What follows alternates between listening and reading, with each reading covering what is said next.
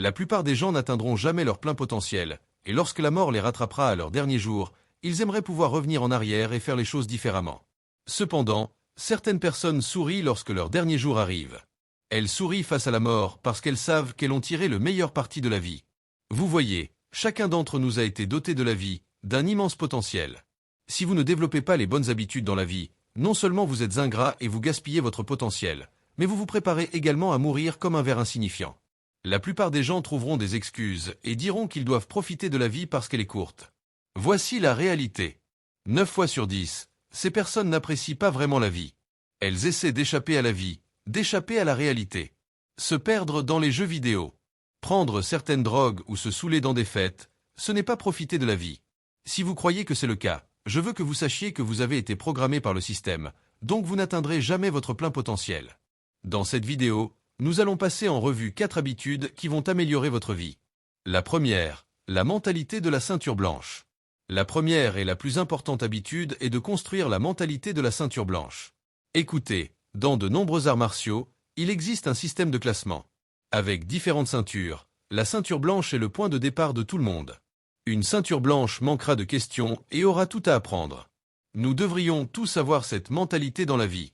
Lorsque vous avez une mentalité de ceinture blanche, vous regardez le monde différemment.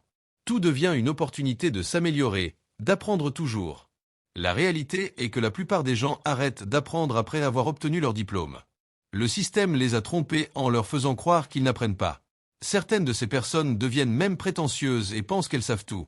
Ne laissez jamais votre scolarité interférer avec votre éducation. J'ai eu une vie plus difficile que la plupart des gens peuvent imaginer. Et cela a été mon meilleur professeur. Maintenant, je peux utiliser ces connaissances pour les transmettre à d'autres personnes qui suivent cette chaîne. Mais je n'ai pas fini d'apprendre. J'ai moi-même la mentalité de la ceinture blanche et j'apprends tous les jours. Ce n'est pas parce que j'aide certains hommes à passer au niveau supérieur dans leur vie que je dois arrêter d'apprendre moi-même. Seul un imbécile pourrait penser une telle chose. Certaines personnes mettront des horodatage dans la vidéo et penseront qu'elles savent tout en lisant un seul mot. Ils passeront à côté du véritable message de mes vidéos. Ces personnes n'ont pas la mentalité de la ceinture blanche. Avec une mentalité de ceinture blanche, vous ne cherchez plus la ligne d'arrivée. Il n'y en a pas. 1. Chaque jour est le premier jour. Continuez à apprendre. 2. Bougez.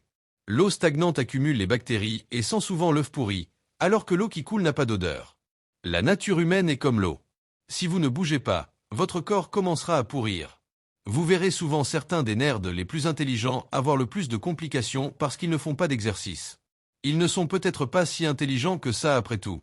Parce que ne pas bouger entraîne un déclin cognitif. Nous avons tout ce qu'on appelle le QI fluide. Le QI fluide est votre capacité à apprendre de nouvelles choses. Et il décline à partir de 25 ans. La meilleure façon de prévenir le déclin cognitif n'est pas l'activité cognitive. Il ne s'agit pas de lire davantage et d'apprendre davantage. C'est l'activité physique. L'haltérophilie et les exercices cardiovasculaires sont de loin les moyens les plus efficaces pour prévenir le déclin cognitif. Ce qui est intéressant, c'est que les gens ne semblent pas comprendre que votre corps est lié à chaque partie de votre bien-être. La santé mentale et la santé physique sont toutes deux directement liées à votre corps. Vous êtes votre corps. Qu'il s'agisse de dépression, d'anxiété, d'hypertension artérielle ou de toute autre forme de complication, la première chose que vous devriez vous demander est de savoir si vous bougez suffisamment. C'est le mouvement qui nous donne des articulations saines, des os solides, une bonne coordination et une réactivité réflexe. Et c'est aussi le mouvement qui nous donne de meilleures capacités d'apprentissage, de concentration et de bien-être mental. Sans cela, nous nous détériorerions. Numéro 3. Exprimez votre gratitude. Chaque jour où vous vous réveillez, vous avez quelque chose pour lequel être reconnaissant. Je me fiche que vous ayez des dettes et que vous soyez au pire moment de votre vie. Je ne me soucie même pas de savoir si tout le monde vous déteste. Vous avez toujours des raisons d'être reconnaissant. Cette habitude est souvent négligée car elle ne nous rapproche pas directement de nos objectifs dans la vie. Et en même temps, c'est toujours l'une des habitudes les plus importantes à développer. Imaginez-vous être renversé par un bus aujourd'hui et perdre votre capacité à marcher à nouveau. Comment pensez-vous que vous vous sentiriez en repensant à la façon dont vous considériez votre capacité à marcher comme acquise? La gratitude. La gratitude est puissante. Assurez-vous d'écrire chaque jour vos raisons de gratitude ou de prendre un moment quotidien pour être reconnaissant. Numéro 4. La réflexion profonde. Nous vivons à l'ère des médias sociaux et les scientifiques ont développé des moyens pour vous garder constamment accroché à votre téléphone. Cela brouille votre capacité à réfléchir à votre vie et à vos objectifs. À quand remonte la dernière fois où vous vous êtes assis dans une pièce calme ou dans un parc et avez simplement pris un moment pour réfléchir? Les penseurs profonds ont tendance à tout analyser en détail. Ils regardent leur vie actuelle comme un échiquier. Quels sont les 5 prochains mouvements à faire? Quelles sont mes faiblesses et mes points forts? Quelles sont les bonnes et les mauvaises habitudes? Personne d'autre que vous-même n'est responsable de l'amélioration de votre vie.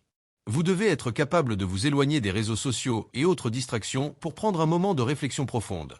Cela peut signifier que vous devez suivre un régime à base de dopamine.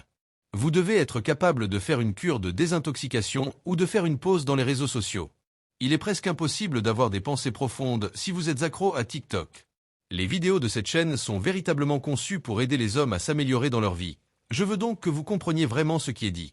Si une réflexion profonde signifie que vous devez prendre un moment pour vous déconnecter du monde en ligne, je n'y vois aucun problème. C'est le monde en ligne, je n'y vois aucun problème. C'est mieux pour moi. Mieux pour moi de savoir que j'ai fait ma part pour vous aider. De savoir que j'ai fait ma part pour vous aider.